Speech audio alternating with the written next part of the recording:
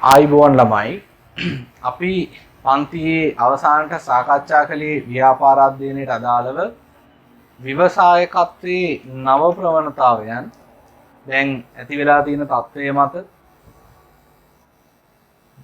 සාමාන්‍ය පරිදි පන්ති පැවැත්වීම සිදු කරන්න බැරි නිසා අපි දිගටම මේ වගේ වීඩියෝ සරහා පාඩම් ටික ආවරණය කිරීම සිද්ධ කරන්න බලාපොරොත්තු වෙනවා. අද අපි කතා කරන්නේ පාඩමේ ඉතිරි කොටස ව්‍යවසායකත්ව ක්‍රියාවලිය කියන තැන ඉඳන්. ව්‍යවසායකත්වය කියන්නේ එක ක්‍රියාවක දෙකක ප්‍රතිඵලයක් නෙමෙයි. ඒක ක්‍රියාවලියක්, ක්‍රියාවැලක්, ක්‍රියාවන් කීපයක සම්බන්ධයක් තියෙන ක්‍රියාවන් කීපයක එකතුවක්. දැන් අපි බලන්න යන්නේ ව්‍යවසායකත්ව ක්‍රියාවලිය කියන්නේ මොකක්ද කියලා. මුලින්ම අපි කිව්වා ව්‍යවසායකයෙක් වෙන්නම්. ව්‍යවසායකත්වයේ ලෙස අර්ථ ගන්නවන්න නම් ඕනම ව්‍යාපාරයක් ව්‍යවසායකත්වයක් වෙන්නේ නැහැ. ඒකේ තියෙන්න ඕනේ නව්‍යතාවයක්. ඒ නිසා අපි මේ වැඩේ පටන් ගන්න ඕනේ නව්‍යතා සම්පාදනයේ. මොකද නව්‍යතාවයක් නැතුව තියෙන දෙයක්ම කරගෙන යනවා නම් ඒක ව්‍යාපාරයක් මිසක් ව්‍යවසායකත්වයක් නෙමෙයි. ඊළඟට මේ නව්‍යතාවය මුලින්ම මිනිස්සෙක්ගේ හිතේනේ නැවෙන්නේ. ඊට පස්සේ මේ නව්‍යතා සම්පාදනයට අවශ්‍ය ව්‍යාපාර සැලැස්ම ගොඩනගා ගන්න වෙනවා. කොහොමද මේ ව්‍යාපාරය මම කරන්නේ? දැන් හිතන්නකෝ මේ දවස්වල ලොකු නැඹුරුවක් තියෙනවා මේ ආහාරවල ඇතුළත් වෙලා තියෙන ශරීරයට අහිතකර දේවල්.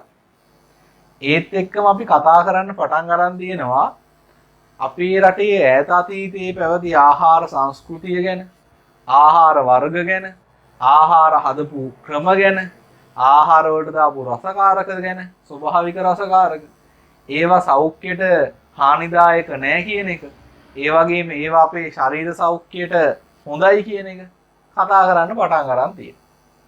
දැන් කෙනෙක්ට හිතන්න පුළුවන් නව්‍යතාවයක් විදිහට අපි අද ගොඩාක් අය කාර්යබහුල ජීවිතයත් එක්ක කඩෙන් කෑම කන්න පුරුදු වෙලා තියෙනවා.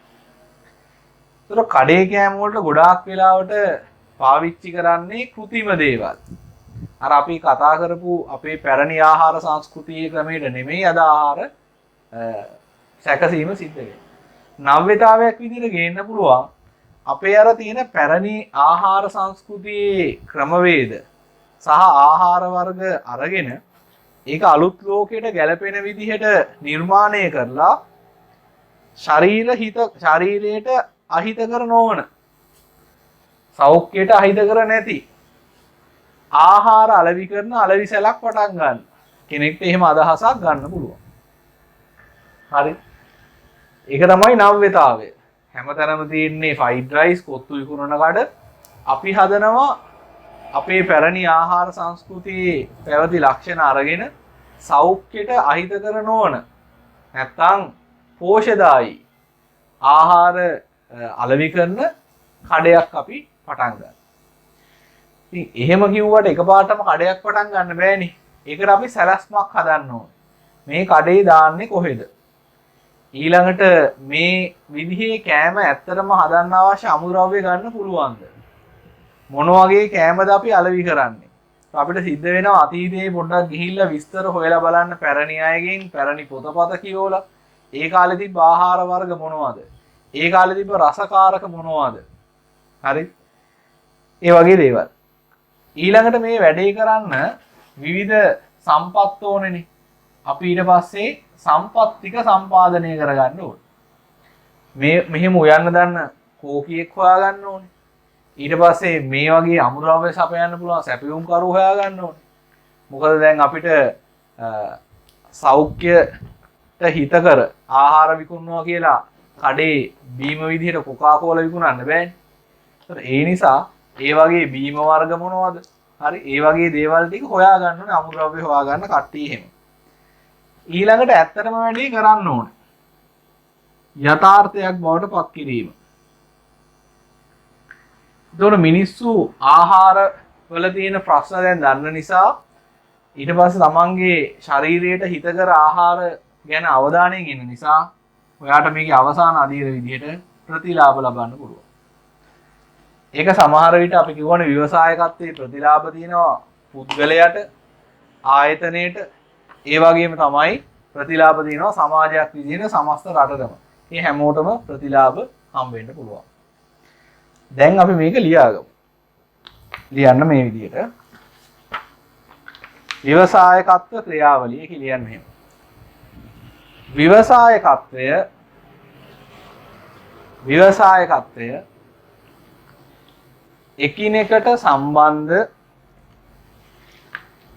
එකිනෙකට සම්බන්ධ කාර්යයන් ගණනාවකින් සමන්විත වේ. එකිනෙකට සම්බන්ධ කාර්යයන් ගණනාවකින් සමන්විත වේ.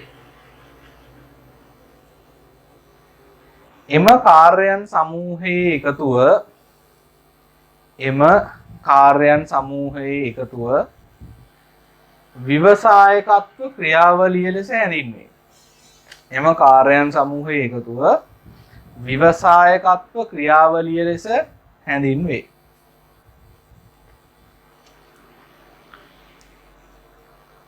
ව්‍යවසායකත්ව ක්‍රියාවලිය ලෙස හැඳින්වේ. හරි. ව්‍යවසායකත්ව ක්‍රියාවලිය රූප සලහනකින් මම ලියලා දිනවා ආයි ලියන්න ඕනේ නැහැ. අපි මේ එක එක අධීර විස්තර කරගමු උදාහරණයකුත් එක්ක. එක නව්‍යතා සොයා ගැනීම. නව්‍යතා සම්පාදනය ව්‍යවසායකත්ව ක්‍රියාවලියේ ප්‍රථම අධීරයේදී ව්‍යවසායකයා විසින් අදහස් ජනනය කර ගැනීම. අදහස් කියන්නේ වෙළඳපොලේ තියෙන අවස්ථා. පරිසර අධ්‍යයන තුලින් අවස්ථා හඳුනාගෙන වෙළඳපොළ අධ්‍යයනය කිරීමත් සිදු කරයි. උදාහරණ ලියන්න. වර්තමානයේ බහුලව භාවිතයට ගන්නා ආහාර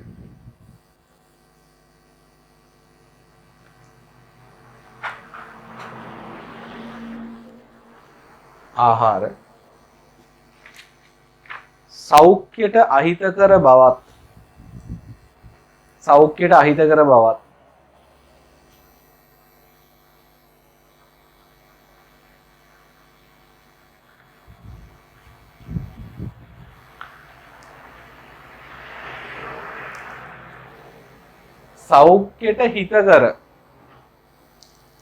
හිතකර ආහාර ලබා ගැනීම වෙනුවෙන්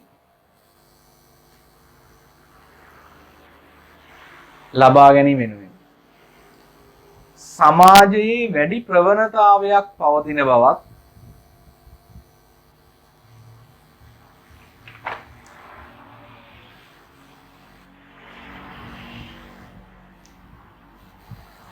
ඒ අනුව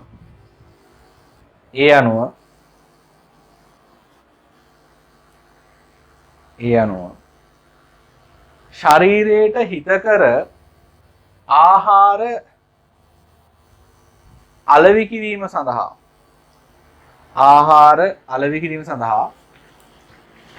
වෙළඳපොලේ අවස්ථාවක්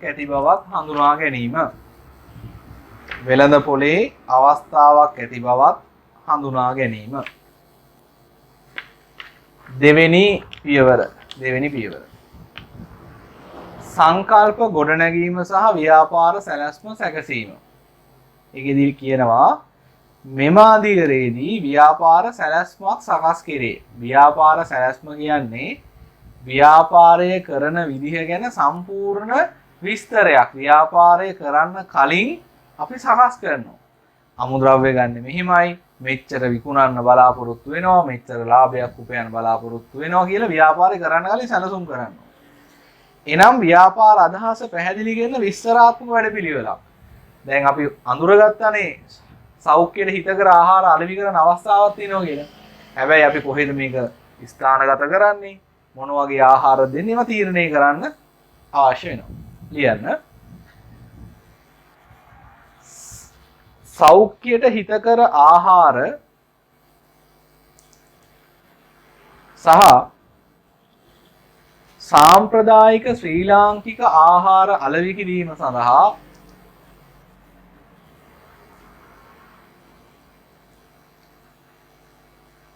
අලෙවි කිරීම සඳහා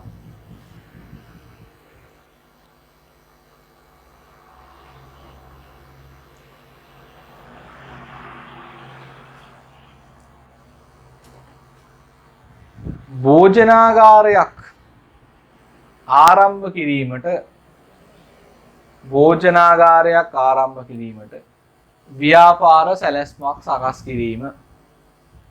ව්‍යාපාර සැලැස්මක් සකස් කිරීම හරි. තුන්වෙනි පියවර සම්පත් සම්පාදනය. මේ සම්පත් කියන නිෂ්පාදන සාධක ටික. මේකෙදි මේ පැහැදිලි කිරීමෙත් මුලින්ම තියෙන අවශ්‍ය සම්පත් සම්පාදනය කියලා අන්නේ කැල කපලා දාන්න. මේ මාතෘකාව දෙපාරක් ඇදලා. පැහැදිලි කිරීමේ මුලින්ම තියෙනනේ අවශ්‍ය සම්පත් සම්පාදනය කියලා. ඒ වචන තුන කපලා දාන්න. ඒතර පටන් ගන්න ඕනේ මෙන්න මෙහෙම. මෙමාදියරේදී ව්‍යවසායකයා විසින් ව්‍යාපාරය ආරම්භ කිරීම සඳහා අවශ්‍ය මූල්‍ය මානව සහ භෞතික සම්පත් හඳුනා ගන්න අතර ඒවා අත්පත් කර ගැනීමට කටයුතු කරයි. ලියන්න. උදාහරණයක් අපි මේ එකම උදාහරණ තමයි දැන් කියන්නේ. සෞඛ්‍යයට හිතකර ආහාර අලෙවි කරන භෝජනාගාරයක් පටන් ගන්න. ලියන්න. අදාළ භෝජනාගාරය සඳහා අවශ්‍ය ප්‍රාග්ධනය රැස් කර ගැනීම කමා ස්ථානයක් තෝරා ගැනීම කමා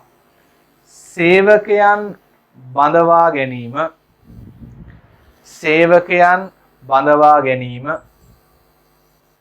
කමා සැපයුම්කරුවන් තෝරා ගැනීම වැනි දෑ සිදු කිරීම.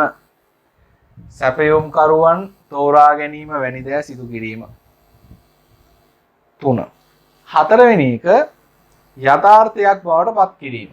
ඒකෙත් විස්තරේ නැවත දෙනවා යථාර්ථයක් බවට පත් කිරීම කියලා ඒ කොටස කපන්න.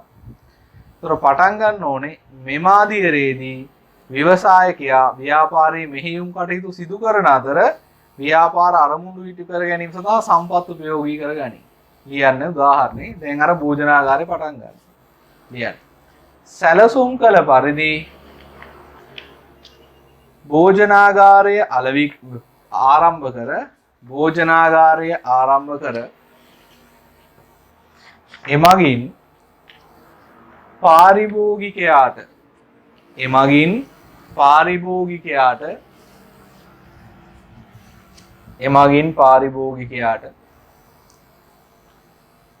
සෞඛ්‍යයට හිතකර ආහාර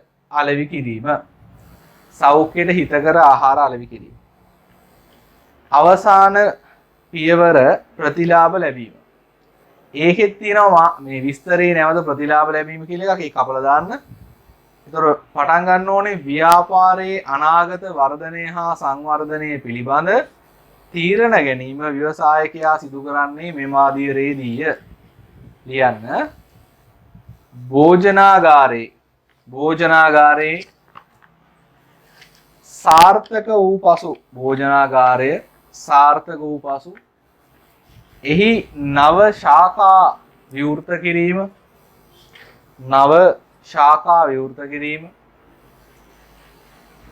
කමා පාරිභෝගිකයන්ගේ නිවසටම ඇනවුම් කළ ආහාර බෙදා හැරීම වැනි සංවර්ධනයන් පිළිබඳ අවධානය යොමු කිරීම.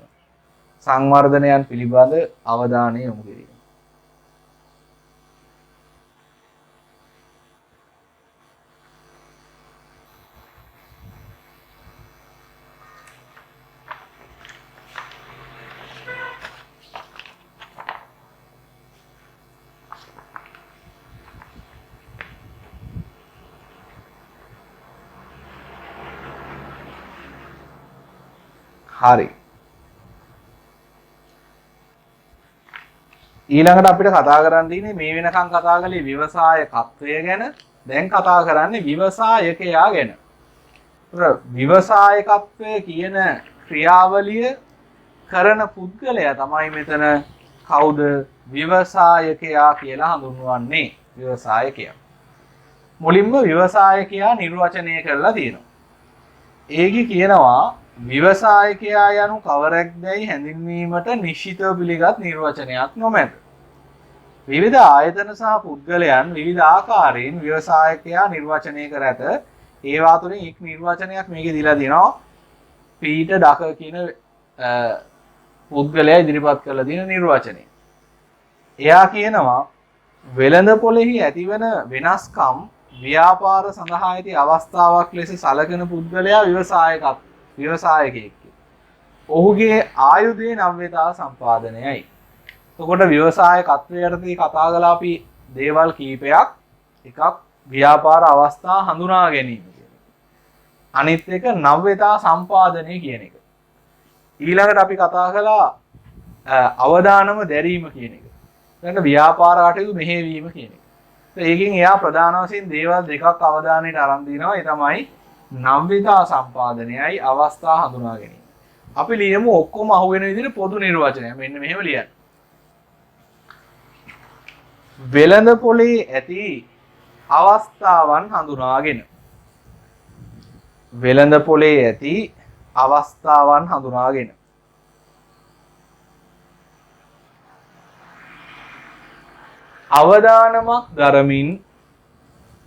අවදානමක් දරමින් නව්‍යතාවයන් සම්පාදනය කර නව්‍යතා සම්පාදනය කර කියලා අවදානමක් දරමින් නව්‍යතා සම්පාදනය කර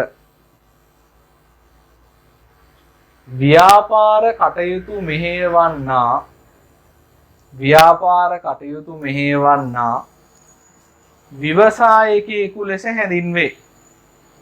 ව්‍යවසායකයෙකු ලෙස හැඳින්වේ. මෙතන කාරණා පහම ඇතුළත් කරලා තියෙනවා. ඒකට අඩුවක් නැතුව. හරි.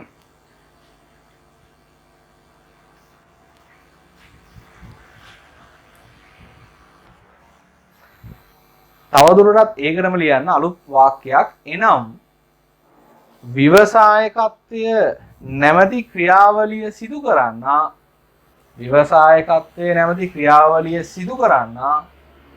ව්‍යවසායකයා ලෙස හැඳින්වෙයි. ව්‍යවසායකත්වයේ නැමැති ක්‍රියාවලිය සිදු කරන්නා ව්‍යවසායකයා ලෙස හැඳින්වෙයි. හරි. ඊළඟට ඔයාලට මතක ඇති මම කිව්වා මේ ව්‍යවසායකත්වයට පුරුදු ළඟම වචනය තමයි ව්‍යාපාර කියලා. හැබැයි ව්‍යාපාරයි ව්‍යවසායකත්වයේ වෙනස්කම් තිබුණා. ඒ වගේම තමයි දැන් ව්‍යවසායකයා කිව්වහම එතකොට ළඟට මෙන එක තමයි ව්‍යාපාරිකයා කියන එක. එතකොට ව්‍යාපාරිකයා සහ ව්‍යවසායකයා අතරත් සාමාන්‍යයෙන් වෙනස්කම් තියෙනවා. අපි ටික ලියාගමු. අපි කියන ලියා ගන්න ගමන් පැහැදිලි කරගමු. මොකද අලුත් දේවල් නැහැ මේකේ. එතකොට ව්‍යවසායකයා පැත්තේ ලියන්න පළවෙනි කොටුවේ එයා හැම විටම අලුත් සංකල්පයක් අලුත් අදහසක් මත තමයි ව්‍යාපාර ආරම්භ කරන්නේ. නම්බේතාවයක් තියෙන ව්‍යවසායකයෙක් වෙන්න. ඒකට සාමාන්‍ය සාම්ප්‍රදායික ව්‍යාපාරිකයා කරන්නේ දැනට තියෙන සාර්ථක වෙච්ච සංකල්පයක් අදහසක් මත තමයි ව්‍යාපාරේ පටන් ගන්නේ. කවුරු හරි එකක් දාලා සාර්ථක වුණොත් එයා ඒ ජාතිකම දානවා. ව්‍යවසායකයා එහෙම කරන්නේ. ව්‍යවසායකයා හැම වෙලෙම අලුත් අදහසක් සංකල්පයක් මත තමයි ව්‍යාපාරේ පටන් ගන්නේ. ලියන්න පළවෙනි කරුණ ව්‍යවසායකයා පැත්තේ පළවෙනි කොටුවේ නව අදහසක් හෝ සංකල්පයක් මත ව්‍යාපාරයක් ආරම්භ කරයි. නව අදහසක් හෝ සංකල්පයක් මත ව්‍යාපාරයක් ආරම්භ කරයි. නව අදහසක් හෝ සංකල්පයක් මත ව්‍යාපාරයක් ආරම්භ කරයි. ව්‍යාපාරිකයා කියන පැත්තේ ලියන්න පවතින අදහසක් හෝ සංකල්පයක් මත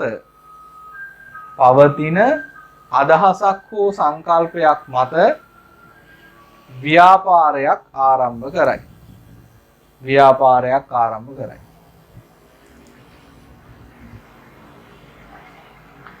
හරි. ඒ අනුව අපිට කියන්න පුළුවන් ව්‍යවසායකයා හැම වෙලෙම නවෝත්පාදකයෙක් කියලා. දෙවෙනි කොටුවේ ලියන්න. ව්‍යවසායකයා නවෝත්පාදකයෙකි. නවෝත්පාදකය.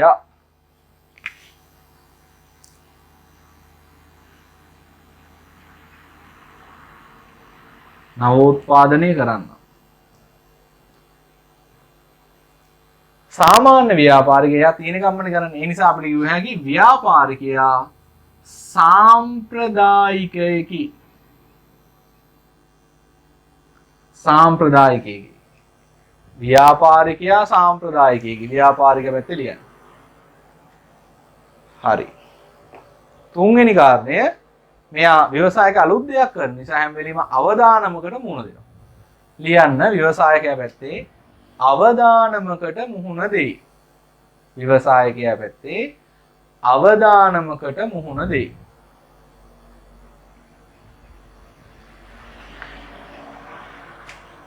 අවදානම මුහුණ දෙනවා. හැබැයි සාමාන්‍ය ව්‍යාපාරිකයා අවදානම එයා හැම වෙලෙම මග හැරලා යනවා. අවදානම අයින් කරගන්න තමයි එයා බලන්නේ. කියන්න අවදානම මග හැර ව්‍යාපාරිකයා පැත්තේ අවදානම මග හැර ආරක්ෂාකාරීව කටයුතු කරයි. අවදානම් බාර ගන්න යන්නේ නැහැ එයා.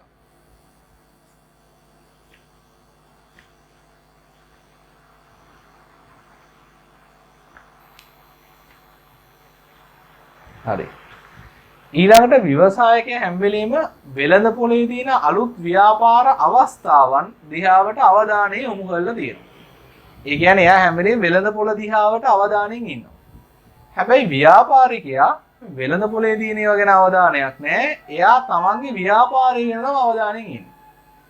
ලියන්න ව්‍යවසායකයා පැත්තේ වෙළඳ පොලේ අවස්ථාවන් පිළිබඳ අවධානයෙන් පසු වෙයි.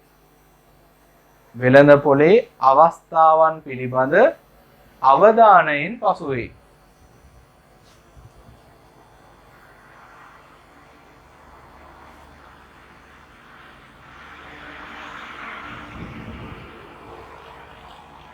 අවධානයෙන් පසු වෙයි. ව්‍යාපාරිකයා පැත්තේ ලියන්න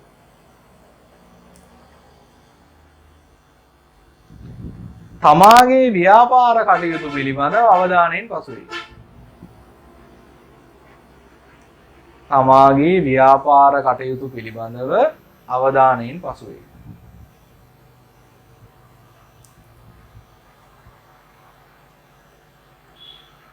හරි.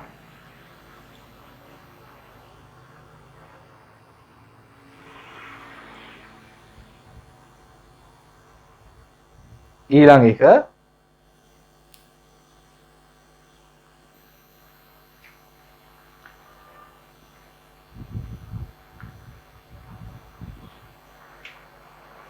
ව්‍යවසායකයා හැම විටම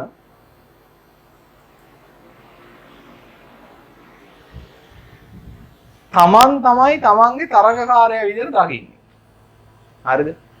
ඒ කියන්නේ ව්‍යවසායකයා හැම වෙලෙම නව්‍යතා සම්පාදනය කරනවා කියන එකෙන් අදහස් කරන්නේ ව්‍යවසායකයා මේ තරගකරුවන් එක්ක තරග කර කර ඉන්නේ නැහැ. තරගකරුවෝ කියන්නේ අපි වගේ මේවා කරන අයනේ.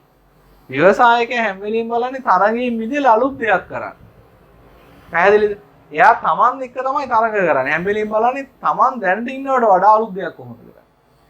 ඒතර මේ ව්‍යාපාරිකයා බලන්නේ තමන්ගේ තරගකරුවන් වල උඩින් ඉන්නේ කොහොමද? ඒතර එයා හැම වෙලෙම තරගකරුවන්ව කරදරයක් විදිහටයි දකින්නේ. පැහැදිලිද? ලියන්න. ව්‍යවසායකයා ලියන්න හැම විටම තමාගේ ප්‍රතිවාදියා තමන් බව විශ්වාස කරයි. තමාගේ ප්‍රතිවාදියා තමන් බව විශ්වාස කරයි.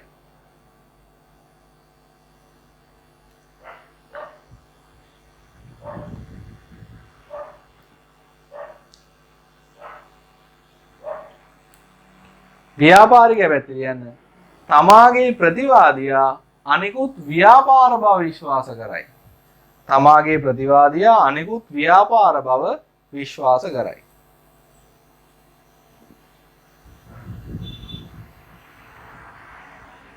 ඊළඟ එක ව්‍යවසායකයෙක් හැම වෙලෙම ගැටලුවක් ඇති වුණාම ඒකට නිර්මාණශීලී පිළිතුරු ලබා දෙන්න උත්සාහ කරනවා.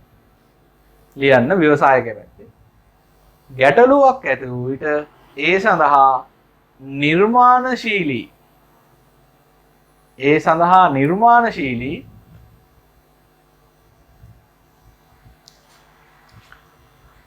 විසඳුම් සෙවීමට උත්සාහවන්ත වේ. ව්‍යාපාරික පැත්තට යන්න ගැටලු ඇති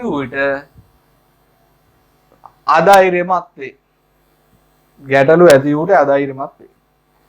හරි, එක රූලක් වගේ ඉතුරු වෙලා ඇති. ඒක කොහොම තියන්න ඔය කරුණු ටික ලියාගමු. ව්‍යාපාරිකයා සහ ව්‍යවසායක අතර වෙනස. හරි. ව්‍යවසායකයාගේ ගති ලක්ෂණ මොනවද? මෙතන මම පහක් දාලා තියෙනවා. හැබැයි මේ ව්‍යවසායකයෙක්ගේ ගති ලක්ෂණ ඔය පහම විතරයි කියලා එකක් නෑ. උතන මම මූලික කරුණු පහක් තමයි දාලා තියෙන්නේ. එකක් අවදානම් දැරීමට ඇති කැමැත්ත. හරිද? ඒතකොට මේකේ තේරුම තමයි අවදානමක් මග හරිනවට වඩා අපි වන ව්‍යාපාරිකයන් නම් අවදානම් මග හැරලා ආරක්ෂාකාරීව කටයුතු කරනවා කියලා. එහෙම කටයුතු කරනවට වඩා එයා උත්සාහ කරනවා අවදානම බාර ගන්න. හැබැයි මෙතනින් අදහස් වෙන්නේ නැහැ එයා ඕනෑම අවදානමක් බාර ගන්නවයි කියලා. ඕනෑම අවදානමක් බාර ගන්නවා කියලා එතන අදහස් කරන්නේ නැහැ. බාර ගන්න පුළුවන් Tamanට කලමනාකරණය කරන්න පුළුවන් අවදානම. දැන් අපි විශාල උඩකින් බිමට පනිනවා. එතකොට අපි දන්නේ අපේ අතපය කැඩෙයිද නැද්ද කියලා. ඒක අපිට කලමනාකරණය කරන්න බෑනේ. ඒ වගේ අවදානම් බාර ගන්න එක ව්‍යවසායකත්වයේ කරන්නේ නැහැ. එයා කරන්නේ අලුත් දෙයක් කරනවා. එතකොට ප්‍රශ්නයක් තියෙනවා මේක හරියයිද නැද්ද? ඒක සාර්ථක කරගන්න Tamanට අදවශ්‍ය දේවල් කරන්න පුළුවන් නම් අන්න ඒ වගේ අවදානම් එයා බාර ගන්නවා. හරිද? අපි කියනවා calculated risks කියලා. يعني කලමනාකරණය කරන්න පුළුවන් අවදානම් තමයි බාර ගන්න. බලන්න ඒක කියනවා අවදානම් මගහැරීමට වඩා අවදානම් වලට මුහුණ දීමට කැමැත්තක් දක්වයි. නමුත් ඕනෑම අවදානමකට මුහුණ දීමක් මින් අදහස් නොකරේ. ලියන්න තියෙන ඉඩ ටිකේ ඒ අනුව ව්‍යවසායකයා විසින් තමන්ට සාර්ථකව කළමනාකරණය කළ හැකි.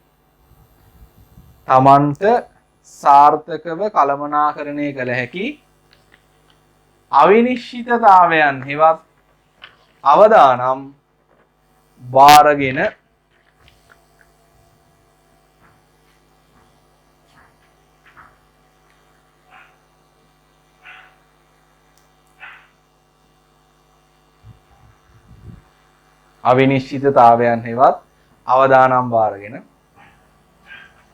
ඒවා ජය ගැනීම සඳහා අවශ්‍ය කටයුතු කරයි.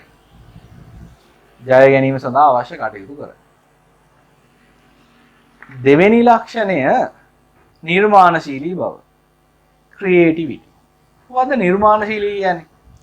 නිර්මාණශීලී කියන්නේ යම් දෙයක් දිහා කලින් කෙනෙක් බලපු නැති විදිහට බලන්න හිතන්න තියෙන හැකියාව. පැහැදිලිද? එතකොට සමහර විට අපි හිතමු ව්‍යවසායකෙක් අපි හිතමු දකිනවා ගැටලුවක්. හරිද? එතකොට සාමාන්‍ය පුද්ගලයෙක්ට දැනෙන්නේ අපෝ මේක වැඩක් නෑ, මෙතන මුකුත් කරන්න බෑ, මේක හරිය ලොකු ප්‍රශ්නයක් විදිහට සාමාන්‍ය කෙනෙක්ට දැනෙනවා. නමුත් ව්‍යවසායකයා එකකින් අවස්ථාවක් බලලා ඒ අවස්ථාව සඳහා අලුත් භාණ්ඩයක් හෝ සේවාවක් හදන්න නම් එයාර සාමාන්‍ය කෙනෙක් දකින විදිහට මේ ප්‍රශ්නේ දිහා බලලා හරියන්නේ නැහැ. දැන් කොවිඩ් බලන්නකො.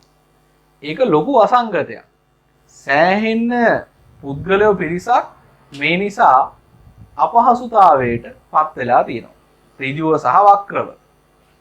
නමුත් ඇතැම් අය බලන්න මේ හරහා නිර්මාණශීලී දේවල් කරන්න පුරුදු වෙලා තියෙනවා. ඇතැම් අය දැන් අපි හිතමු මේ පන්ති පැවැත්වීම. පන්ති පවත්වන්න උන්නේ මාර්තු මාසෙ ඉඳන්ම හරියට මාස 3ක් විතර තමයි අපිට හම්බුනේ. දැන් මේ පාර නම් අපිට එක සතියෙහි පන්ති තියන්න ඕනේ. හරිද? එතකොට මේකත් එක්ක සමහර අය පන්ති කරන එක නවත්තලා දාලා තියෙද්දි සමහර අය පන්ති කිරීම සඳහා අලුත් ක්‍රමවේද හොයාගන්න උත්සාහ කරනවා. ඒ තමයි ව්‍යවසායකයෙක්ගේ හැටි. එයත් අර සාමාන්‍ය කෙනෙක් දිහා බලන විදිහටම බැලුවා නම් ඒතර එතනින් එයාට සාර්ථක වෙන්නේ නැහැ. නිර්මාණශීලීත්වය කියන්නේ හැම වෙලේම අලුත් විදියට දකින්න එක. ලියන්න නිර්මාණශීලී බව කියන එක යටතේ යම්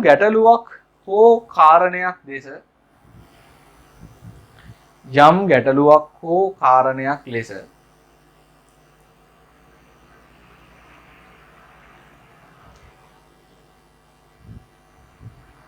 සාමාන්‍ය ආකාරයෙන් වෙනස්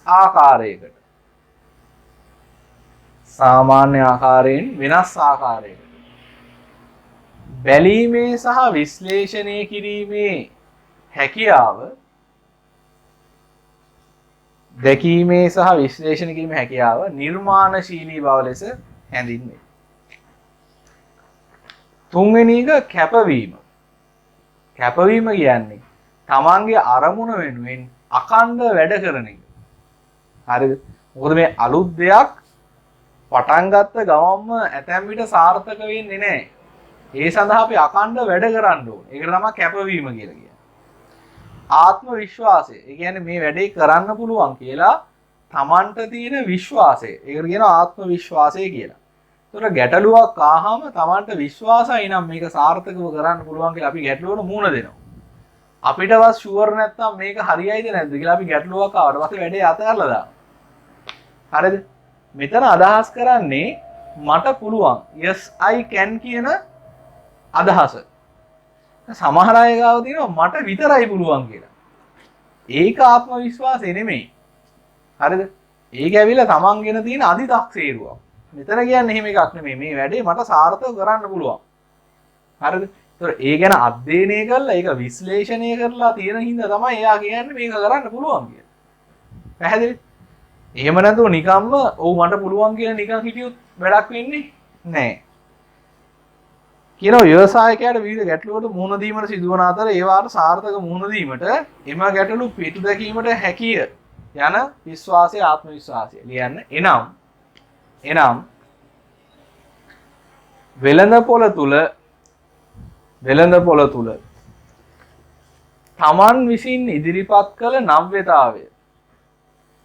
වෙළඳපොළ තුල තමන් විසින් ඉදිරිපත් කළ නව්‍යතාවය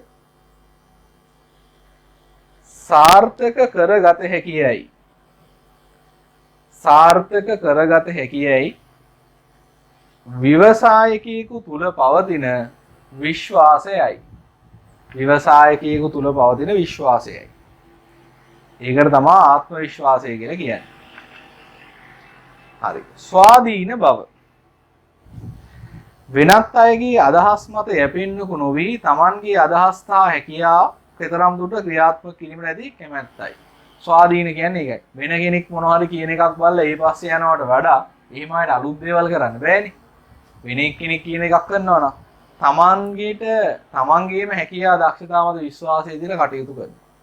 ඒ තමයි ව්‍යවසායකයෙක්ගේ ගති ලක්ෂණ. ඊළඟට ව්‍යවසායගත කුසලතා. මේකේ නම් 4ක් තියෙනවා. මේ 4 ඒ විදිහට මතක තියාගන්න. හරිද? එකක් නායකත්ව කුසලතා. දැන් ව්‍යවසායකයා නම් ව්‍යාපාරයේ මෙහෙවන්නේ එයාට පුළුවන් වෙන්න ඕනේ තමන්ගේ ව්‍යාපාරයේ ඉන්න සෙසු පිරිස මෙහෙවන්න. හරිද? මේ මෙහෙවීමට තමයි නායකත්ව කුසලතා කියලා කියන්නේ. අන්තර්පුද්ගල හැකියාව. ව්‍යවසායකෙක් නෙමෙයි ව්‍යාපාරිකින් ඕනම කෙනෙක් අනිත් මිනිස්සු එක්කයි වැඩ කරන්නේ. මිනිස්සු එක්ක වැඩ කරන ක්‍රමය තමයි අන්තර්පුද්ගල කුසලතා කියලා කියන්නේ. ඊළඟට එයාට පුළුවන් වෙන්න ඕනේ තමන් ගාව තියෙන අදහස වෙන කෙනෙක්ට ආකර්ෂණීය විදිහට ඉදිරිපත් කරන්න. ඒතකොට තමයි එයත් ඒක විශ්වාස කරන්නේ. ඒකට අපි කියනවා sannivedana කුසලතා. ඊට පස්සේ ව්‍යාපාරික ව්‍යවසායකයෙක් කියන්නේ කලමනාකරුවෙක් නිසා මූලික කලමනාකරන කුසලතා තියෙන්න ඕනේ. ඒවා තමයි සැලසුම්කරණය, සංවිධානකරණය, මෙහෙයවීම, පාලනය කියලා කියන්නේ. ඒක අපි කලමනාකරණේ පාඩමේදී ඉගෙන ගන්නවා. ඒ හැකියාවන් ටික ව්‍යවසායකයෙකුට තියෙනවා. දැන් බලමු මේ ව්‍යවසායකත්ව ගති ලක්ෂණ අපි කතා කළා. ඊට පස්සේ ව්‍යවසායකත්ව කුසලතා කතා කළා. දැන් මේ ගති ලක්ෂණ සහ කුසලතා වර්ධනය කරගන්නේ කොහොමද? එකක් තමයි සොයන් ඇගීම. ඒ කියන්නේ තමන්ම හිතලා බලනවා ව්‍යවසායකයෙක් වෙන්න යනවා නම් මේ කුසලතා කොච්චර දුරට මංගාව තියනවද? නැත්නම් මොනවද? ඒවා වර්ධනය කරගන්නේ කොහොමද? තමන්ම හිතලා බලන එක සොයන් ඇගීම. ඊළඟට පුහුණුව. පුහුණුව කියලා කියන්නේ ව්‍යවසායකත්ව පුහුණුව සංවර්ධනය කරගන්න තියෙන විවිධ වැඩසටහන් වලට සම්බන්ධ වෙනවා. දැන් මෙතන මෙන්න මෙහෙම නෝට් එක චුට්ටක් හදාගන්න. පළවෙනි කාරණය සොයන් ඇගීම කියලා දෙනවනේ. එතනින් පස්සේ පොඩි ඉරක් ගහන්න ඕනේ. ඒකේ වැදිලා නැහැ. පොඩි ඉරක් ගහන්න ඉස්සරහ තියෙන්නේ සොයන් ඇගීම විස්තර කරලා. ඊළඟට පුහුණුවත් එහෙමයි. පුහුණුව ඉස්සරහ පොඩි ඉරක් ගහන්න. ව්‍යවසායකත්ව නිපුණතා සංවර්ධන වැඩසටහන් කියන්නේ ඒකේ විස්තරය. 3 අධ්‍යාපනය. අධ්‍යාපනයේ ගාවෙන් ඉරක් ගන්න. සාමාන්‍ය අධ්‍යාපනයේ අමතර ව්‍යවසායකත්වය පිළිබඳ ඉගෙන ගන්න එක. 4 අධ්‍යක්ීම් වලින් ඵල ලැබීම. එතෙන්ටත් ඉරක් ගන්න. වෙනත් ව්‍යවසායවල කටයුතු කිරීමෙන් හෝ තමා ව්‍යවසායක ලෙස කටයුතු කිරීමෙන් ලබන අත්දැකීම. ඇත්තටම ව්‍යවසායක විදිහට වෙලා බලනවා ඒකෙන් ඉගෙන ගන්න පුළුවන්ද කියලා. හරි. එතකොට ව්‍යවසායකයෙක් විදිහට සාර්ථක වෙන්න මොනවද තියෙන්න ඕනේ? එක ස්වීයත්වය. ස්වීයත්වය කියන්නේ වචනේ ටිකක් අමුතු වුණාට බොහොම සරල තේරුමක් තියෙනවා. ස්වීයත්වය කියන්නේ තමා පිළිබඳ හොඳ අවබෝධයක් තියෙන්න ඕනේ. තමන්ගේ ශක්තියින් මොනවද? තමන්ගේ දුර්වලතා මොනවද කියලා තමන් පිළිබඳ හොඳ අවබෝධයක් තියෙන්න ඕනේ ව්‍යවසායකයෙක් වෙන්න නම්. ඒ අනුව තමයි අපිට කියන්න පුළුවන් මේ වැඩේ මට කරන්න පුළුවන්. මේ වැඩේ නම් මට ටිකක් අමාරුයි කරන්න. ලියන්න මෙහෙම.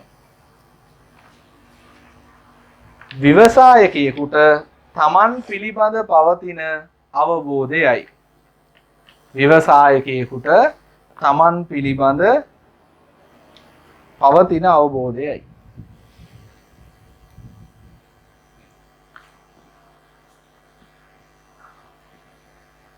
එනම් තම ශක්තියින් සහ දුර්වලතා මොනවාද යන්න පිළිබඳව පවතින අවබෝධයයි. ශක්තියින් සහ දුර්වලතාවයන් මොනවාද යන්න පිළිබඳ පවතින අවබෝධයයි.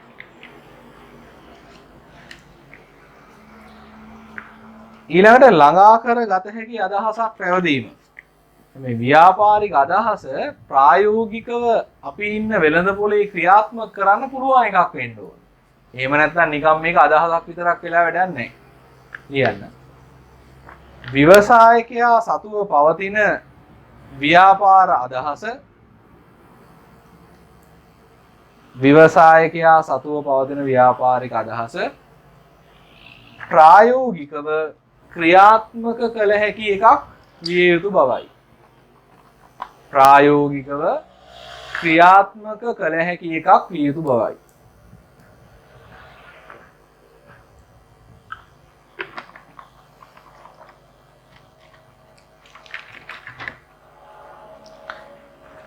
ඊළඟට ව්‍යාපාර ලෝකේ වෙළඳපොලේ අවස්ථා තියෙන්න ඕනේ ව්‍යවසායකයට උකහා ගන්න.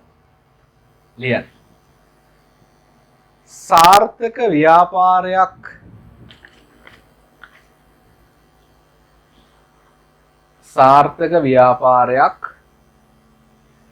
ආරම්භ කිරීමට හැකි ව්‍යාපාර අදහසක් පැවතිය යුතු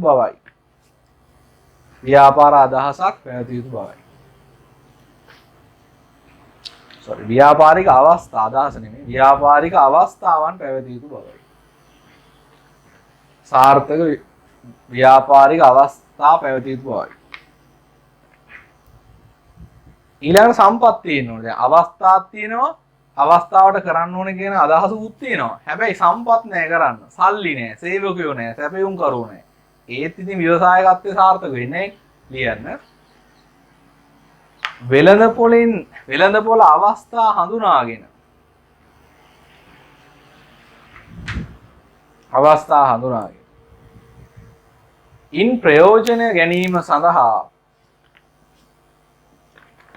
ඉන් ප්‍රයෝජන ගැනීම සඳහා අවශ්‍ය කරන සම්පත් අවශ්‍ය කරන සම්පත් ව්‍යවසායකයා තුල පැවතිය යුතු බවයි.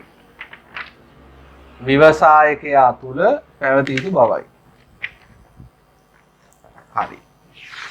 ඔතනින් එතකොට ව්‍යවසායකත්වයේ කියන පාඩම අවසන් වෙනවා. මම කිව්වා ඒක ටිකක් පොඩි පාඩමක්. මේ තමයි අපේ 5 වෙනි පාඩම. 6 වෙනි පාඩමත් මේ ටියුට් එකේමයි තියෙන්නේ. ව්‍යවසායකත්වයට පොඩි සම්බන්ධයකුත් තියෙනවා. සුළු හා මධ්‍ය පරිමාණ ව්‍යාපාර.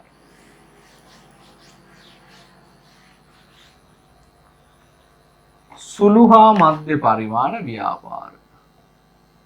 සුළු හා මධ්‍ය පරිමාණ ව්‍යාපාර.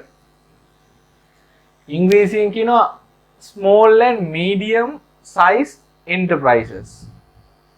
ඒකට නිසා කියන්නේ small and medium size enterprises SMEs. හරිද? බහුලව පාවිච්චි වෙන ඔය වචනේ. පාඩමේ මාතෘකාව තියෙනවා 14 වෙනි පිටුවේ. ටියුට් එකේ අංක දාන රවුමක් තියෙනවනේ. ඒකට අර මේ ටියුට් එක මං හිතන්නේ මේ වෙද්දි ඔයාලට දීලා තියෙන්නේ 6 වෙනි ටියුට් එක. අපි ව්‍යවසායකත්වයේ ටියුට් එකේම මේකක් තියෙන ව්‍යවසායකත්වයේ ටියුට් එකට දාපු නම්බරේ මෙතෙන්ටත් දාන්න 6. සුළු හා මධ්‍ය පරිමාණ ව්‍යාපාර ආර්ථික සංවර්ධනයට දායක වෙන ආකාරය තමයි අපිට ඉගෙන ගන්න තියෙන්නේ. එතකොට මේ පාඩමත් පොඩි පාඩමක්. මුලින්ම බලමු සුළු හා මධ්‍ය පරිමාණ ව්‍යාපාර කියන්නේ මොනවද කියලා. අදහසක් තියෙන්නේ මේ. සුළු හා මධ්‍ය පරිමාණ. ඒක තේරෙනවා සුළු හා මධ්‍ය පරිමාණ ව්‍යාපාර කියන්නේ ඒ තරම් ලොකුවට ව්‍යාපාර කරන්නේ නැති. ලොකු නැති ව්‍යාපාර. සරලව එහෙම කියමු. හරි. මේකට නිර්වචනයක් දාලා තියෙනවා. ඇමරිකා එක්සත් ජනපදයේ තියෙනවා සුළු ව්‍යාපාර පරිපාලන ආයතනය කියලා. ආයතනයක්. Small Business Administration Institute. එයා කියනවා මෙන්න මෙහෙම සුළු ව්‍යාපාර නිර්වචනය කරනවා. ස්වාධීන හා අයිති ස්වාධීනව අයිති හා ස්වාධීනව ක්‍රියාත්මක වන. අයිතිය ස්වාධීනයි. ඒ කියන්නේ අයිතිය හුඟක් පිරිසක් ගාව නැහැ. ඒ නිසා එක්කෙනෙක්ට දෙන්නෙක්ට ඕන විදිහට තමයි ක්‍රියාත්මක වෙන්නේ. එම ශාස්ත්‍රය තුල බලයක් හිමි නොවන ව්‍යාපාර. පොඩි අයිතිකාරයෝ ටික දෙනෙක් ඉන්නේ. ඒගොල්ලන්ට ඕන විදිහට වැඩේ කරගෙන යනවා. ඒ ශාස්ත්‍රය ඇතුලේ Tamanට ලොකු බලයක් නැහැ. ලොකු බලයක් ඇති වෙන්න නම් මෙයා ලොකු ආයතනයක් වෙන්න ඕනේ. එහෙම නැහැ. පොඩි එක්කෙනෙක්. හරිද? ඒකේ තියෙන වචන ටික අපි highlight කරගමු. ස්වාධීනව අයිති. ස්වාධීනව ක්‍රියාත්මක වෙන ශාස්ත්‍රය තුල බලයක් හිමි නොවූ කියන වචන ටික highlight කරන්න. ඊළඟට මේකේ ලක්ෂණ ටිකක් තියෙනවා. සුළු හා මධ්‍ය පරිමාණ ව්‍යාපාරවල ලක්ෂණ. 1. මෙයා භාණ්ඩ අලෙවි කරන්නේ ලොකු වෙළඳ පොළක. ඒ කියන්නේ ලොකු අපසරීක භාණ්ඩ විකුණන්නේ නැහැ. ගමක, නගරයක, ගම් කිහිපයක එයාගේ වෙළඳ පොළ කුඩායි. එන්න කුඩා ව්‍යාපාරික ලක්ෂණයක්. මේකට ආයෝජනය කළ දින ප්‍රාග්ධන ප්‍රමාණය අඩුයි. කුඩා ප්‍රාග්ධනයක් ආයෝජනය කළදී. සේවකයෝ නැහැ. එහෙම නැත්නම් සේවක සංඛ්‍යාව අඩුයි. පවුලේ ශ්‍රමය තමයි වැඩිපුර යොදාගන්නේ. අයිතිකාරයයි පවුලේ කට්ටිය තමයි වැඩිපුර යොදාගන්නේ. තීරණ ගන්නේ Taman සතු තොරතුරු පාවිච්චි කරලා. කලමනාකරුවෝ දාගෙන තීරණ ගන්න වෙනම කට්ටිය එහෙම නැහැ. කලමනාකරණය ස්වාධීනයි. බොහෝ විට අයිතිකාරයම තමයි කලමනාකරණය කරන්නේ. ඊට වෙළඳපොළ බොහෝ විට දේශීය වීම. සමහර අය කලාතුරකින් අපනයනය කරනවා වෙන්න පුළුවන්. නමුත් ගොඩාක් වෙලාට දේශීය වෙළඳපොළක් කියලා තියෙනවා.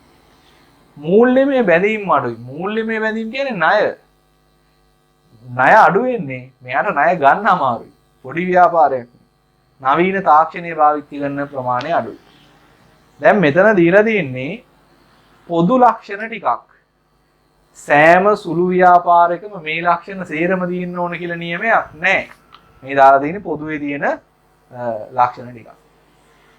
ඊළඟට දැන් සුළු හා මධ්‍ය පරිමාණ ව්‍යාපාර කියන එක ගැන අදහසක් අපිට තියෙනවා. මේක පොඩි එකක්. එච්චර ලොකු නෑ. ලොකු බලයක් නෑ එහෙම කියලා. හරිද? දැන් මේ සුළු හා මධ්‍ය පරිමාණ ව්‍යාපාර වලට විවිධ සහන දෙන අය, බැංකු වගේ අය, ඊට පස්සේ සුළු හා මධ්‍ය පරිමාණ ව්‍යාපාර උපදෙස් දෙන අය, ඒ ගැන අධ්‍යයනය කරන අය, ආර්ථිකයේ තීරණ ගන්න මහ බැංකුව වගේ අය, ඒගොල්ලෝ නිර්ණායක හදන් තියෙනවා මොනවද සුළු හා මධ්‍ය පරිමාණ ව්‍යාපාර, මොනවද මහා පරිමාණ ව්‍යාපාර කියලා වර්ග කරගන්න. මොකද දැන් සුළු හා මධ්‍ය පරිමාණ ව්‍යාපාරයකට අපි උදව් කරනවා නම් අපි තහවුරු කරගන්න එපේ. අපි උදව් කරන්නේ අනිවාර්යයෙන් සුළු හා මධ්‍ය පරිමාණ ව්‍යාපාරයකට කියලා. මහා පරිමාණ කෙනෙක්ට අපේ උදව් ගියොත් අපේ අරමුණ ඉෂ්ට වෙන්නේ නැහැ. මහ බැංකුවට ඕනනම් සුළු හා මධ්‍ය පරිමාණ ව්‍යාපාර වලින් ආර්ථිකයට කොච්චර දායකත්වයක් ලැබෙනවද කියලා හොයාගන්න හරියටම නිර්ණායකයක් තියෙන්න ඕනේ. සුළු හා මධ්‍ය පරිමාණ ව්‍යාපාරයක් සහ මහා පරිමාණ ව්‍යාපාරයක් වෙන් කරලා අඳුරගන්න. අර නිර්වචනේ දීපේ අදහසක් විතරයි. ඊට පස්සේ අපි කතා කළේ ලක්ෂණ ටිකක්. මං කිව්වා ඔක්කොම ලක්ෂණ හැම ව්‍යාපාරයකම සුළු ව්‍යාපාරයකම නැහැ කියලා. ඊට පස්සේ එහෙනම් අපි ගමු සුළු හා මධ්‍ය පරිමාණ ව්‍යාපාර වර්ග කරන නිර්ණායක. මේ සමහර ඒවා ප්‍රමාණාත්මක නිර්ණායක. ඒ කියන්නේ ඉලක්කමකින් කියන්න පුළුවන්. සමහර ඒවා ප්‍රමාණාත්මක නොවන. එහෙම නැත්නම් ගුණාත්මක නිර්ණායක. ප්‍රමාණාත්මක නිර්ණායක විදිහට අපිට ගන්න පුළුවන් ආයෝජනය කරලා තියෙන ප්‍රාග්ධනය. ඒතර අපිට කියන්න පුළුවන් මිලියන 100ට වඩා ප්‍රාග්ධනය වැඩි නම් මහා පරිමාණ, 100ට වඩා අඩුයි නම් සුළු පරිමාණ. එතකොට සෑම ව්‍යාපාරයක්ම හරියටම වෙන් කරන්න පුළුවන්.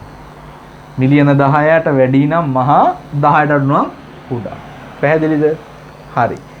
ඊළඟට තව එකක් තමයි අපේ පිරිවැටුම. පිරිවැටුම කියන්නේ විකුණුම් ආදායම, ටර්න්ಓවර් එක. මිලියන 25ට වැඩි නම් වාර්ෂික විකුණුම් ආදායම නැත්තම් පිරිවැටුම, ඔයා මහා පරිමාණික කෙනෙක්. 25 හෝ ඊට අඩු නම් ඔයා සුළු හා මධ්‍ය පරිමාණික කෙනෙක්. ඒතකොට පැහැදිලිව වෙන් කරගන්න පුළුවන්. බොහෝ විට තව යොදා ගන්න එකක් සේවක සංඛ්‍යාව. සේවකයෝ 100ක් හෝ ඊට අඩුවෙන් වැඩ කරනවා නම් සුළු හා මධ්‍ය පරිමාණ, 100ට වැඩි නම් මහා පරිමාණ. පැහැදිලි වෙන් කරන්න පුළුවන්. තව පාවිච්චි කරන එකක් තමයි මේ භාවිතා කරන බල ශක්තිය ඒකක ප්‍රමාණය. දැන් අපි විදුලි බල වයින්නවනේ කිලෝවොට් පැය වලින්. ඒක බල ශක්තිය පාවිච්චි කරන පිළිබඳ ඒකකයක්. එතකොට මෙන්න මේ කිලෝවොට් නැත්තම් යුනිට් 300ට වැඩි නම් ඔයා මහා පරිමාණ. කිලෝවොට් පැය 300 හෝ ඊට අඩු නම් ඔයා සුළු පරිමාණ ව්‍යාපාරය. ඔය විදිහට අපිට වර්ග කරන්න පුළුවන්. ඊළඟට ප්‍රමාණාත්මක නැහැ, ඉලක්කමක් නැහැ, නමුත් හරියට බෙදා ගන්න පුළුවන් අපිට. ඒ තමයි ව්‍යාපාර සංවිධාන ක්‍රමය. අපි දැන් ව්‍යාපාර සංවිධානය ගැන ඉගෙන ගත්තා. ඒ කියන්නේ සුළු මේ තනි පුද්ගල ව්‍යාපාරයක්ද, හවුල් ව්‍යාපාරයක්ද, සමාගමක්ද? අපි කිව්වොත් සමාගමක් නම් ඔයා මහා පරිමාණික කෙනෙක්. සුළු මේ තනි පුද්ගල හරි හවුල් හරි නම් ඔයා සුළු පරිමාණික කෙනෙක්. ඒතර හරියටම බෙදා ගන්න පුළුවන්, නමුත් ඉලක්කමකින් නෙමෙයි බෙදලා තියෙන්නේ. ඊළඟට භාවිතා කරන තාක්ෂණය. ඔයා වැඩිපුර ශ්‍රමය පාවිච්චි කරන ශ්‍රම සූක්ෂම එක්කෙනෙක් නම් ඔයා සුළු හා මධ්‍ය පරිමාණ. ඔයා ඊළඟට ප්‍රාග්ධන සූක්ෂමයි නම් වැඩිපුර යන්ත්‍ර පාවිච්චි කරනවා නම් ඔයා මහා පරිමාණික කෙනෙක්. ඊළඟට තව එකක් වෙළඳපොළ ස්වභාවය. ඔයා දේශීය වෙළඳපොළේ භාණ්ඩ විකුණනවා නම් සුළු හා මධ්‍ය පරිමාණ. විදේශීය වෙළඳපොළක භාණ්ඩ විකුණනවා නම් ඔයා මහා පරිමාණ. ඔයගේ එක එක අවස්ථාවට අනුකූල වෙන විදිහට නිර්ණායක හදාගෙන තියෙනවා. ඒ ටික බලමු දැන්. සුළු හා මධ්‍ය පරිමාණ ව්‍යාපාර වර්ග කිරීම. සුළු හා මධ්‍ය පරිමාණ ව්‍යාපාර නිර්වචනය කිරීම සඳහා ජාතික මෙන්ම ජාත්‍යන්තර වශයෙන්ද විවිධ නිර්ණායක භාවිතා කරයි. එම නිර්ණායක ප්‍රමාණාත්මක මෙන්ම ගුණාත්මක නිර්ණායක වශයෙන්ද පවතී. ප්‍රමාණාත්මක නිර්ණායක. ප්‍රමාණාත්මක සාධක වශයෙන් අදහස් කරන්නේ සංඛ්‍යාත්මකව ගණනය කළ හැකි සාධක. හයිලයිට් කරන සංඛ්‍යාත්මකව ගණනය කළ හැකි සාධක. මම දාපු ටික දීලා තියෙනවා. ඊළඟට එකක් තියෙන්නේ ප්‍රමාණාත්මක කියලා. ඒකේ ප්‍රමා කපලා ගුණාත්මක කරන්න. ක්වොලිටේටිව්. සංඛ්‍යාත්මකව මැනිය නොහැකි සාධක. ඒක හයිලයිට් කරන්න. සංඛ්‍යාත්මකව වයින්න බෑ. උදාහරණ මම කියපු ටිකයි දීලා තියෙන්නේ. ඊළඟට මෙන්න මේ වගුව ටිකක් පාඩම් කරගන්න ඕනේ. මේකේ දීලා තියෙනවා ලංකාවේ විවිධ ආයතන විසින් සුළු හා මධ්‍ය පරිමාණ ව්‍යාපාර තෝරා ගන්න පාවිච්චි කරන නිර්ණායක.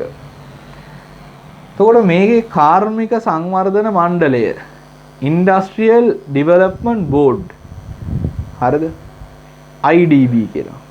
කාර්මික තාක්ෂණික ආයතනය Industrial Technical Institute of Technical Industrial Tech. එතකොට ඒකට කියනවා ITI කියලා. කුඩා කර්මාන්ත දෙපාර්තමේන්තුව. ඔන්න ඔය තුනම යොදා ගන්න නිර්ණායකය ආයෝජිත ප්‍රාග්ධනය සීමාව රුපියල් මිලියන 4 නොඉක්මවන ව්‍යාපාර. ආයෝජිත ප්‍රාග්ධනය රුපියල් මිලියන 4 නොඉක්මවන. ඒ කියන්නේ මිලියන 4 හෝ ඊට අඩු. ඒවා සුළු හා මධ්‍ය පරිමාණ ව්‍යාපාර කියලා කියනවා. කවුද? කාර්මික සංවර්ධන මණ්ඩලය, කාර්මික තාක්ෂණික ආයතනය සහ කුඩා කර්මාන්ත දෙපාර්තමේන්තුව. ඊළඟට කර්මාන්ත සංවර්ධන අමාත්‍යාංශය එයත් පාවිච්චි කරන ආයෝජිත ප්‍රාග්ධනය. නමුත් එයාගේ සීමාව මිලියන 4 නෙමෙයි මිලියන 20. පැහැදිලි? මිලියන 20. ජනහා සංඛ්‍යාලේඛන දෙපාර්තමේන්තුව පාවිච්චි කරන්නේ සේවක සංඛ්‍යාව සීමාව 25ට අඩු. ඒ කියන්නේ 25ත් ගන්න බෑ. 25ට අඩු කිව්වහම 24 තමයි උපරිම යන්න පුළුවන්. ග්‍රාමීය කර්මාන්ත සංවර්ධන අමාත්‍යාංශයේ සේවක සංඛ්‍යාවමයි ගන්නෙ. හැබැයි එයා ගන්න ස්ථීර සේවක සංඛ්‍යාව. අර කර්මාන්ත නෑ ජනහා සංඛ්‍යාලේඛන ගන්නේ නිකම්ම සේවකයෝ. ග්‍රාමීය කර්මාන්ත සංවර්ධන අමාත්‍යාංශය ගන්නේ ස්ථීර සේවකයෝ ගන්න 50ට අඩු වෙනවා. මහ බැංකුව ගන්නේ කිලෝවොට් විදුලි බලධාරිතාව කිලෝවොට් ඇම්පියර් 50ට අඩු ව්‍යාපාර තමයි අපි සලකන්නේ මහා කුඩා හා මධ්‍ය පරිමාණ ව්‍යාපාර කියලා. ඔය නිර්ණායක වගුව නම් පාඩම් කරගන්න වෙනවා. හරි. ඊළඟට අපි බලමු අපේ ප්‍රධාන මාතෘකාවක් ඇත්තටම රටේ සංවර්ධනයට කොහොමද කුඩා හා මධ්‍ය පරිමාණ ව්‍යාපාර දායක වෙන්නේ කියන එකනේ.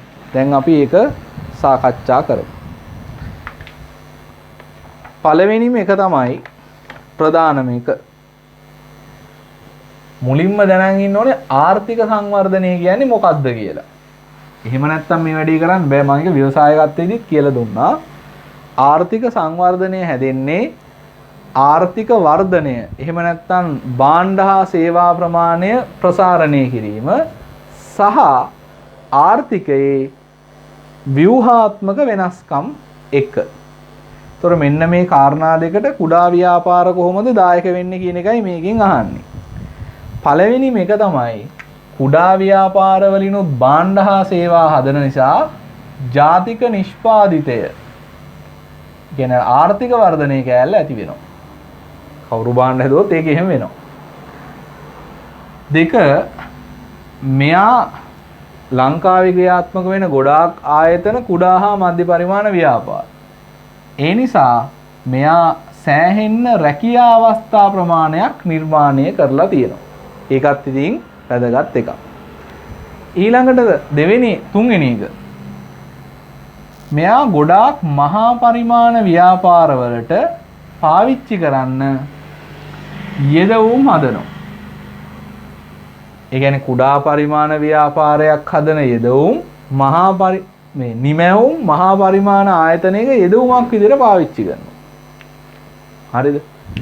එතකොට ඒ නිසා මහා පරිමාණ ව්‍යාපාර වලට අවශ්‍ය යෙදවුම් ටික නිර්මාණය කරන්නත් කුඩා ව්‍යාපාර වැදගත් වීමක් වෙනවා. ඊළඟට මෙයා ගොඩාක් වෙලාවට ග්‍රාමීය ප්‍රදේශවල තියෙන නිසා ප්‍රාදේශීය සම්පත් භාවිතය ඉහළ නම් වන්නත් වැදගත් වෙනවා කුඩා ව්‍යාපාර. ඔය මහා පරිමාණ ව්‍යාපාර ගත්තොත් ඕවා ගොඩාක් වෙලාවට ඔය ප්‍රධාන නගර කේන්ද්‍ර කරගෙන තමයි තියෙන්නේ. ඒතර ඒ පැත්තේ තියෙන සම්පත් හොඳට පාවිච්චි වෙනවා. ඒ පැත්තේ සම්පත් වල දායකත්වයේ ජාතික නිෂ්පාදනයට එනවා. අර ඈත පිටිසර ගම් වල එහෙම එන්නේ නැහැ. මොකද මේ පැත්තේ ගොඩාක් ව්‍යාපාර නැහැ මහා පරිමාණ. ඉතින් මේ පැත්තේ තියෙන සුළු පරිමාණ ව්‍යාපාර තමයි. ඊළඟට ප්‍රාදේශීය සම්පත් භාවිතයත් එක්ක ප්‍රාදේශීය සංවර්ධනය, ග්‍රාමීය සංවර්ධනය එහෙමත් සිද්ධ වෙනවා. දැන් අලුතෙන් ව්‍යාපාරයක් පටන් ගත්තාම ඒ ආශ්‍රිතව සේවකයෝ ටිකක් එතන එක රැස් වෙනවා. එතන ඒතර පොඩි කඩයක් දානවා. සැලුන් එකක් දානවා. කමියුනිකේෂන් එකක් දානවා. මේ පැත්තේ ඉඩම් වල මිල වැඩි වෙනවා. නිකම්ම ගම ප්‍රාදේශීය නැත්නම් ප්‍රදේශීය ගම සංවර්ධනය වීමක් සිද්ධ වෙනවා. ඊළඟට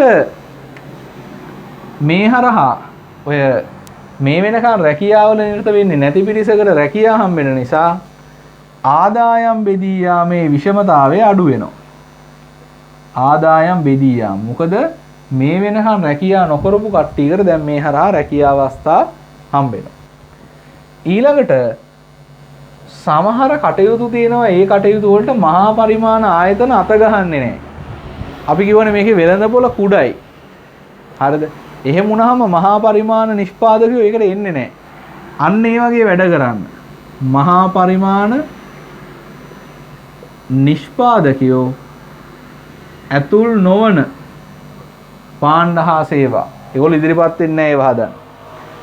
ඒකට ගොඩක් වෙලාවට ව්‍යවසායකයෙක්, අපි ව්‍යවසායකත්වය ගැන කතා කළානේ. එයා අලුත් දෙයක් කරනකොට එකපාරටම මේක මහා පරිමාණයෙන් කරන්න බෑනේ. ඒක ගොඩක් වෙලාවට ව්‍යවසායකයෝ තමන්ගේ ආරම්භක පියවර විදිහට කුඩා ව්‍යාපාරයක් තමයි ආරම්භ කරන්නේ. ඒතර ඒ හරහා නවෝත්පාදන බිහිවීම සිද්ධ වෙනවා. ඊළඟට සාම්ප්‍රදායික නිෂ්පාදන ශිල්පක්‍රම දියුණු වෙලා භාණ්ඩ හා සේවාවල ගුණාත්මක භාවය ඉහළ යනවා. දැන් කරුණු 10ක් අපි කියලා තියෙනවා. ඔය කරුණු 10 අපි ලියාගමු. ලියන්න මෙන්න මෙහෙම. පළවෙනි කරුණ. ලියන්න. කුඩා ව්‍යාපාර වලින් නිෂ්පාදනය කරන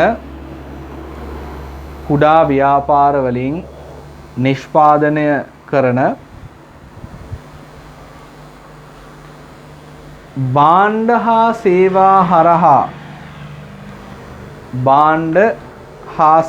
හරහා ජාතික නිෂ්පාදනය ඉහළ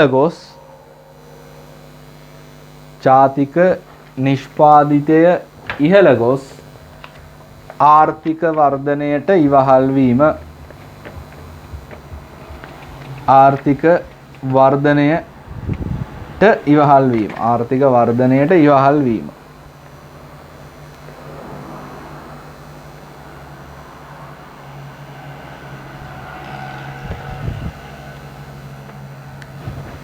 හරි. ආර්ථික වර්ධනය ඉහළ. 2 ලියන්න. බොහෝ විට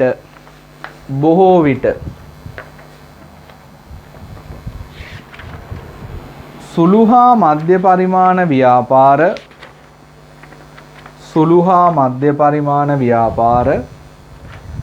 ශ්‍රම සූක්ෂම බැවින්.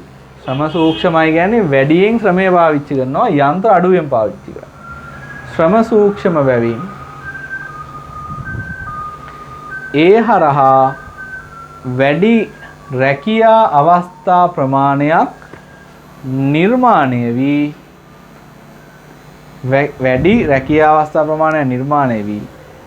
විරැකියාව පහළ මට්ටමකට පැමිණීම.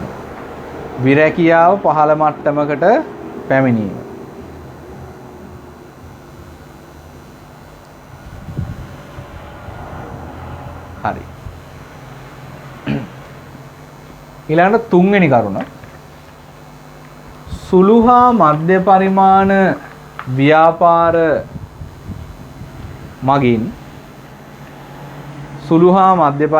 ව්‍යාපාර මගින්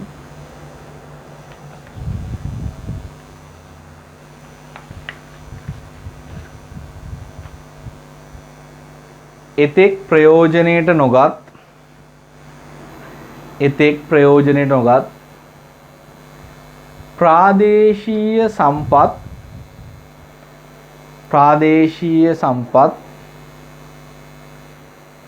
භාණ්ඩ හා සේවා නිෂ්පාදනයට ප්‍රාදේශීය සම්පත් භාණ්ඩ හා සේවා නිෂ්පාදනයට යොදා ගැනීම නිසා ප්‍රාදේශීය සම්පත් උපයෝජන ඉහළ යාම.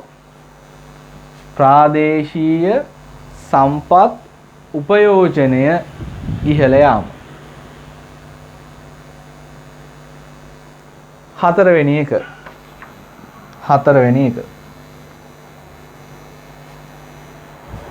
හතර ලියන්න මෙහෙම. කුඩා හා මධ්‍ය පරිමාණ ව්‍යාපාර මගින්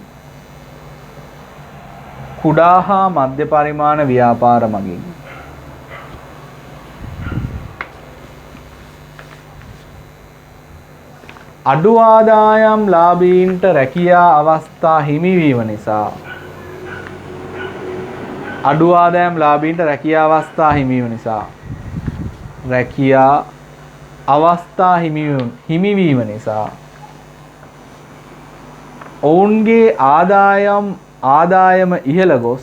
ඔවුන්ගේ ආදායම ඉහළ ගොස් ආදායම් බෙදී යාමේ විෂමතාවය අවම වීම. හතරවෙනි කාරණය. ඊළඟට පස්වෙනි කාරණය ලියන්න.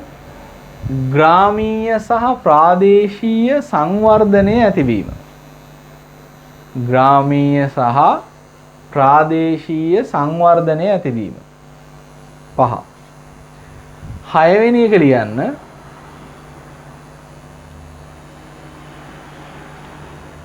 මහා පරිමාණ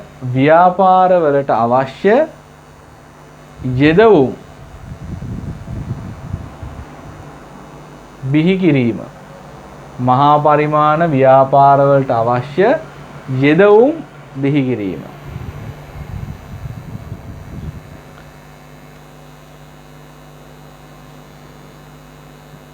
ඊළඟට හත්වෙනි එක ලියන්න. මහා පරිමාණ ව්‍යාපාර විසින්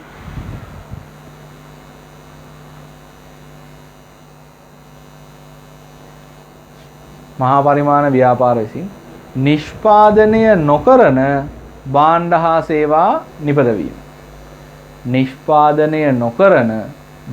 හා සේවා නිපදවීම. එයා නිපදවන්නේ වෙළඳපොළ කුඩයි ලාභ ලබන්න බැරි නිසා.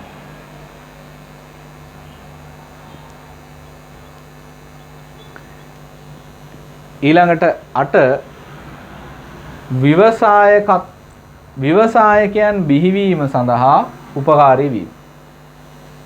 විවසායකයන් බිහිවීම සඳහා උපකාරී වීම. 9 නවෝත්පාදන බිහිවීම. 10 සාම්ප්‍රදායික ශිල්ප ක්‍රම දියුණු වී. 10වෙනි එක සාම්ප්‍රදායික ශිල්ප ක්‍රම දියුණු වී භාණ්ඩ හා සේවාවල ගුණාත්මකභාවය ඉහළ යාම.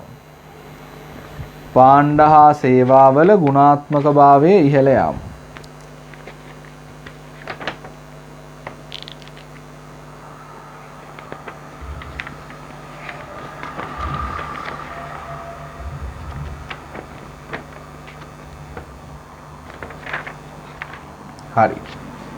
ඊළඟට එහා පැත්තේ තියෙනවා 17 වෙනි පිටුවේ කෙනෙක් සුළු හා මධ්‍ය පරිමාණ ව්‍යාපාරයක් ආරම්භ කරලා පවත්වාගෙන යනකොට සැලකිලිමත් වෙන්න ඕනේ කරුණු මොනවද?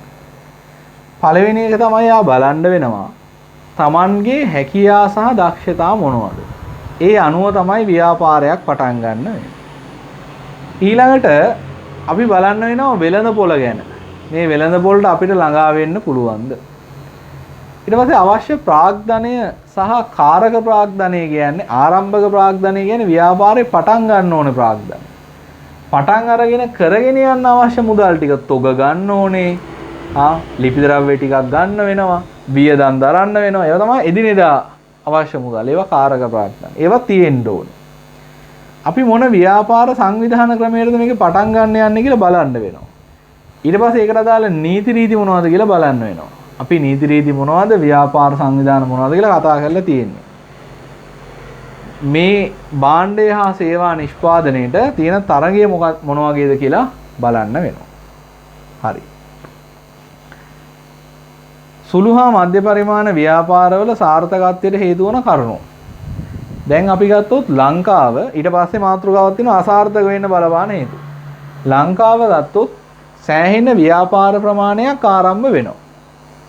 නමුත් තියෙන ප්‍රශ්නේ තමයි අවුරුදු කීපයක් යද්දී මේ පටන් ගන්න ව්‍යාපාර වලින් බහුතරයක් නැවත වැහිලා යනවා. ඒක සමීක්ෂණ වලින් පවා ඔප්පු වෙලා තියෙනවා. එතකොට එහෙමනම් ව්‍යාපාර කරන ගොඩක් අය මේ ව්‍යාපාරයක් සාර්ථකව කරන්නේ කොහොමද කියන එක සම්බන්ධයෙන් අවබෝධයක් නැති බව තමයි පේන්න තියෙන්නේ. ඒ නිසා තමයි මේ මාතෘකා දෙක දාලා තියෙන්නේ. සාර්ථක වෙන්න නම් මොකද කරන්න ඕනේ? අසාර්ථක වෙන්න බලපාලා තියෙන හේතු මොනවද කියලා. ලියන්න පළවෙනි ඡේදයෙන් ලියන්නකො මෙහෙම. ලියන්න.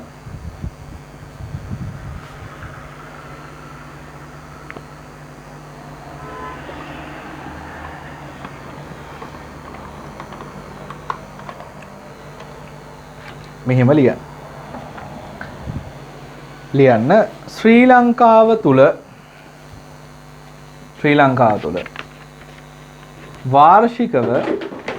වාර්ෂිකව විශාල ව්‍යාපාර ප්‍රමාණයක් අලුතෙන් ආරම්භ වේ. විශාල ව්‍යාපාර ප්‍රමාණයක් අලුතෙන් ආරම්භ වේ.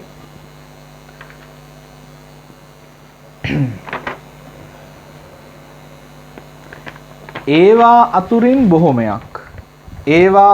බොහොමයක් සුළු හා මධ්‍ය පරිමාණ ව්‍යාපාර ලෙස ආරම්භ වේ. සුළු හා මධ්‍ය පරිමාණ ව්‍යාපාර ලෙස ආරම්භ වේ.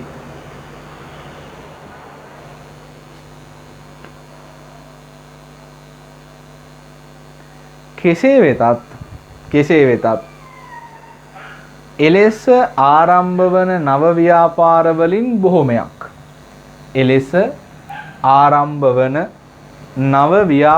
වලින් බොහොමයක් ආරම්භ වී වසර කිහිපයක් තුල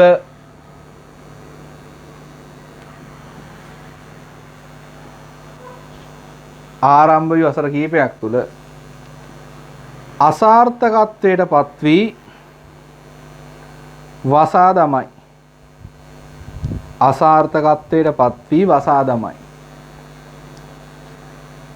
එම නිසා කුඩා ව්‍යාපාර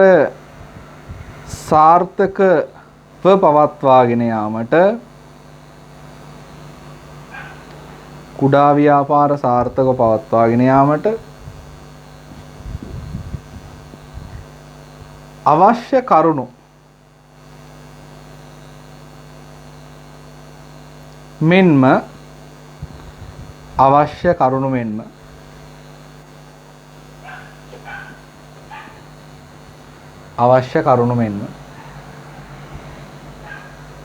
කුඩා ව්‍යාපාර අසාර්ථක වීමට බලපාන කරුණුද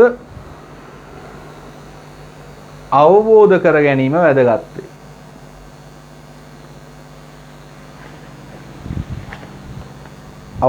කර ගැනීම වැදගත් වේ. කරුණු ටික නම් දීලා තියෙනවා. බලන්න. පළවෙනි කරුණ ප්‍රමාණවත් යටිතලයක් තියෙන්න ඕනේ. යටිතල පහසුකම් කියන්නේ මහා මාර්ග, ඊට පස්සේ අන්තර්ජාල පහසුකම්, ප්‍රවාහන පහසුකම් ඒවා තියෙන්න ඕනේ. විදුලි බලය වගේ දේවල්. මූල්‍ය සහ බදු සහන වැනි දිරිගැන්වීම් තියෙන්න ඕනේ. මොකද මේගොල්ලෝ අලුතෙන් පටන් ගන්න අයනේ. වෙළඳ පොලක් පුළුල්ව තියෙනවා නම් ලේසියි. අලෙවි පහසුකම් තියෙනවා නම් හොඳයි. දක්ෂ කළමනාකරු ඉන්න ඕනේ. ව්‍යාපාරිකයා උනන්දුව කැපවීම තියෙන්න ඕනේ. ඔහේ නිකන් පටන් ගත්තා ඊට පස්සේ පැත්තකටලා හිටියොත් නම් සාර්ථක වෙන්නේ නැහැ. ඊළඟට අසාර්ථක වෙන්න හේතු. පළවෙනි එක තමයි මූල්‍ය ගැටලු. දෙවෙනි එක වෙළඳපොළ තරඟයට මුහුණ දෙන්න බෑ. කලමනාකරන හැකියාවල් නැහැ. ඊළඟට ව්‍යවසායකත්ව හැකියාවල් ප්‍රමාණවත් නැහැ. යටිතල පහසුකම් ප්‍රමාණවත් නැහැ. තාක්ෂණය පිළිබඳ දැනුමක් නැහැ. ඔන්න ඔය කාරණා නිසා තමයි අසාර්ථක වෙන්නේ. එතන ඒ කරුණු ටික විතරක්ම එනවා කියලා එකක් නැහැ. එතන පොදු කරුණු කීපයක් දීලා දිනේ. ඔයත් කීපයක් මතක තියාගන්න. මේ පාඩමේ ඊළඟ කොටස අපි ඊළඟ වීඩියෝ එකකින් කතා කරමු. ඊළඟ වීඩියෝ එකකින් මේ පාඩම අවසන් වෙනවා.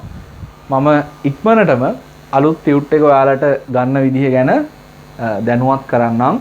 මොකද අපි පාඩම නොකර පිටිපස්සට දාන එකේ තේරුමක් නැහැ. මොකද මේ මාසෙත් පන්ති සාමාන්‍ය පරිදි කරන්න අවස්ථාව හම්බෙන එකක් නැහැ. ඒ නිසා මම සාමාන්‍යයෙන් පාඩමක් ඉවරනහම මේකේ ප්‍රශ්න නැවත සාකච්ඡා කරනවා. ප්‍රශ්න ටික අපි සාමාන්‍ය විදිහට පන්තිය කරන් ඉතුරු කරගෙන තීරි කොටස් ටික දිගටම කරගෙන යමු. ආයිබෝවන්.